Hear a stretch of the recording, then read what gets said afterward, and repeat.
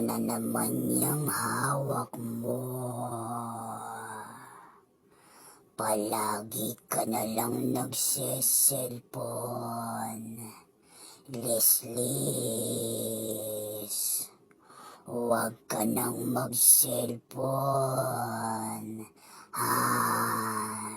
Tigilan mo na yan. Kung ano-ano na yung pinapanood mo. Leslie, kapag hindi ka pa tumigil sa kaka-cellphone mo, kukunin